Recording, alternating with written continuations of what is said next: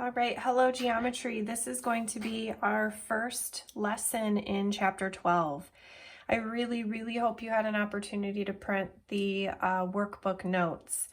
However, if you don't have a printer at home, that's understandable, and please just do the best that you can writing down notes in your notebook. As you can see, I have page 1 in front of me. This is going to be the very first page in the workbook that we're going to take notes on for section 12.1. Okay.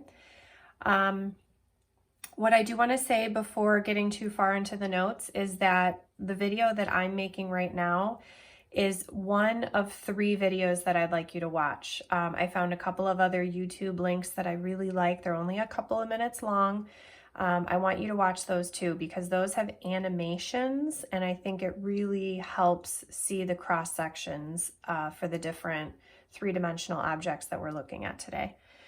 So the first piece of the notes is the vocabulary. I just used the word cross-section, but you might not know what I'm talking about. A cross-section is the intersection of a solid and a plane. Think of it this way. Think of a loaf of bread, hasn't been cut yet, okay? A loaf of bread. Think of that as your solid, okay? And think of the knife that you're going to use to cut the bread as your plane.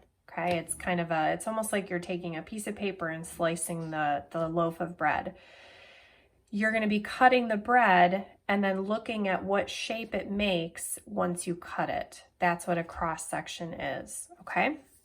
There are 3 types of ways that we can slice an object. We can do a vertical slice, which is right down the middle, going up and down. An angled slice, which depending on the angle can get you different shapes, but this is one way that you can do an angled slice. And then a horizontal slice, which is going left and right, again, right in the middle of the object, okay? So using those pictures, we are gonna talk about what shapes we get from doing those different kinds of slices, okay? In each example, it's 3 cones, it's a cone, and we're slicing it 3 different ways.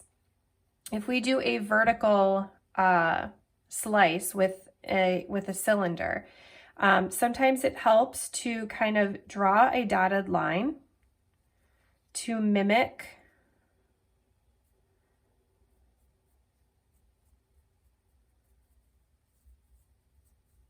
the actual shape that you're using to slice. And you can see here that we have a rectangle, or it could be a square depending on the size of the cylinder. I'm going to put rectangle because it can only be a square if it's a certain type of size, okay? If you are slicing it on an angle, you're going to get some sort of an oval shape. Once you get into more advanced classes, they might call it an ellipse, but for now we'll just call it an oval. And if you do a straight horizontal slice, it's going to be a circle because it's not going on an angle. Okay. All right, the next one is looking at a square pyramid. I went ahead and went on Google. Feel free to do this as you're doing your homework and whatnot to help you. And I did all 3 different kinds of slices to kind of give you guys a visual because I'm not very good at drawing in the cross sections. This here is a square pyramid, just like we have in our notes, okay? But it has been sliced vertically. They took a piece of paper and slice through the pyramid vertically. And you can see by the yellow portion that it's a triangle. So a vertical cross section for a pyramid is a triangle, okay? Now this is an angled cross section. This is the original pyramid. And then this is the piece of paper kind of slicing it on an angle. And here you can see the shape that it makes, and it happens to be a trapezoid. Some of these are really hard to visualize, and I totally get it. So if you're struggling to visualize these, please make sure you look at the other videos that I posted because those are animated and they make it much easier to visualize. The last one is a horizontal cross section, and I think it's probably the easier one to think about. Horizontal cross sections, it's always going to match the base of the object. So because we're talking about a square pyramid here, the base of our pyramid is a square. It says square right there. Anytime I slice it horizontal, you're going to get the same shape. So horizontal cross sections, in my opinion, are always the easiest, okay? Just like here with the cylinder, we have a circle as a base. So when we did a cross section horizontally, we got a circle, okay? All right, example 4 is about a cake. Who doesn't like cake, right? A customer ordered a 2-layer sheet cake. Determine the shape of each cross section of the cake below. Meaning if I were to do a vertical, horizontal, or on an angle. I want you to think about it individually on your own, but every single shape is going to be a rectangle. Think about cutting a cake vertically, okay? If I were to cut it vertically like this, I would still end up with that rectangle shape, okay? If I were to try to slice off the top layer, okay, if I were to try to slice it horizontally, I would still end up with a big rectangle, okay? And if I were to go on an angle, it would be kind of a slightly different rectangle. It would be a slightly different shape. Again, I'm terrible at drawing it, but you would still get a rectangle. So all 3 scenarios there is a rectangle, okay? We are going to skip example 5A. I don't like the picture, so if you have your notes printed, we're going to cross that one out and don't worry about that one. For part B, we have a cube, okay, a 3-dimensional square, and we are taking a cross section of just the corner.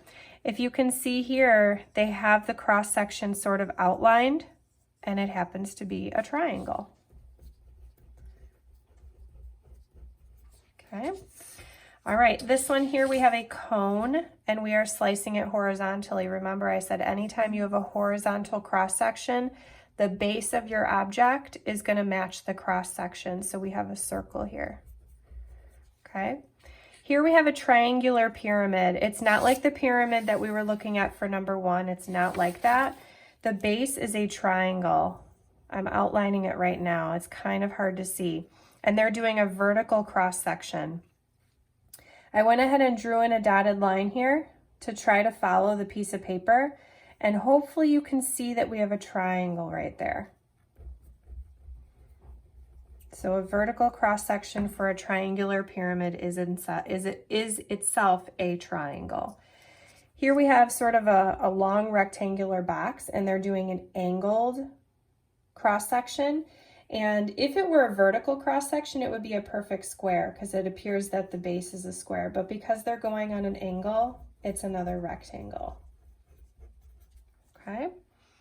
All right, at the bottom, I think these 2 pictures are really nicely done.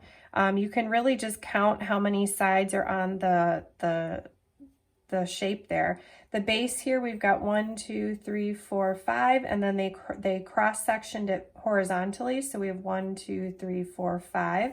So it's a pentagon. Okay.